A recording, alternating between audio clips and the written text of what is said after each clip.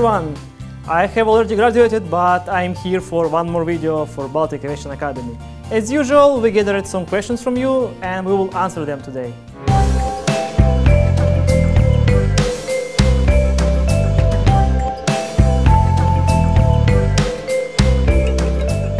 To find an answer to this question, let's look at the example of takeoff procedure for Boeing 737.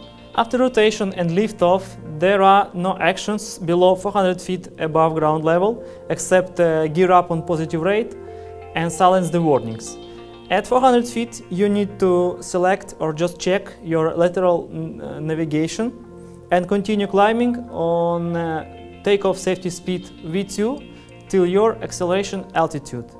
On acceleration altitude, climb thrust needs to be set and acceleration from V2 to flaps up or cruise speed should be initiated. After that, when speed allows, you may retract flaps on schedule. Acceleration altitude depends from the aircraft, airline or airport procedure, but usually it is around 1000 to 1500 feet above ground level, and it is 3000 feet if you are flying from the airport, which requires noise abatement.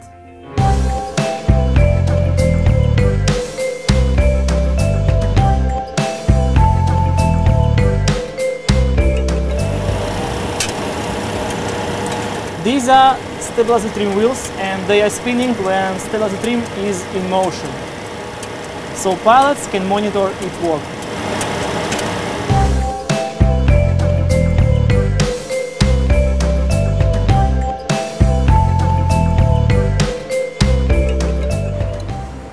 There are two push-to-talk buttons in Airbus A320.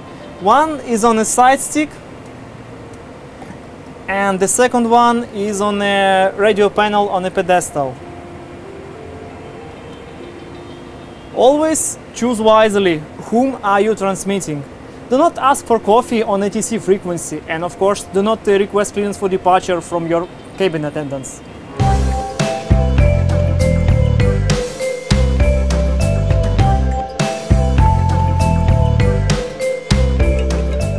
Localizer shows the lateral displacement of the aircraft from the center line as a part of Instrument Landing System, or ILS. Localizer itself consists of two overlapping beams, one amplitude modulated at 90 Hz and second one at 150 Hz.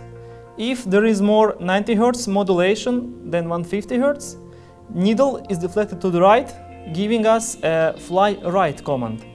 If there is equal depth modulation, indicator will show us that we are exactly on the center line.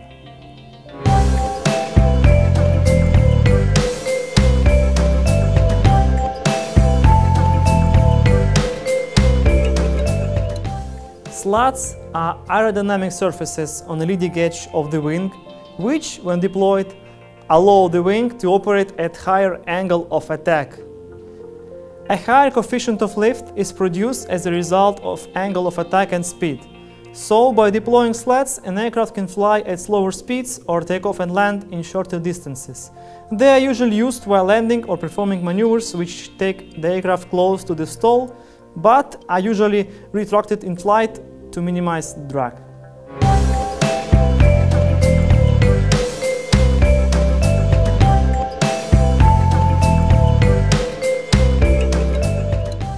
The toilet is equipped with a smoke detector, while the toilet trash bin has an automatic fire extinguisher with a thermal plug which melts in case of fire.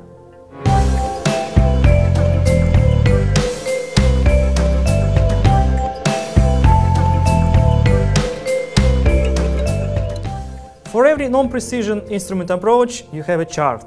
And on this chart, there is a small table with your vertical speed required depending on your ground speed. Also, there is a formula for this kind of calculations, which stated vertical speed equals to altitude to lose times your ground speed divided by 60 times distance to go. Does it look scary for you? Well, there is a rule of thumb for a normal 3 degrees glide slope. Just multiply your ground speed by 5 and you will get your vertical speed required. Thank you for attention, thank you for watching videos, and good luck to you all who are pursuing their dreams in aviation. Bye!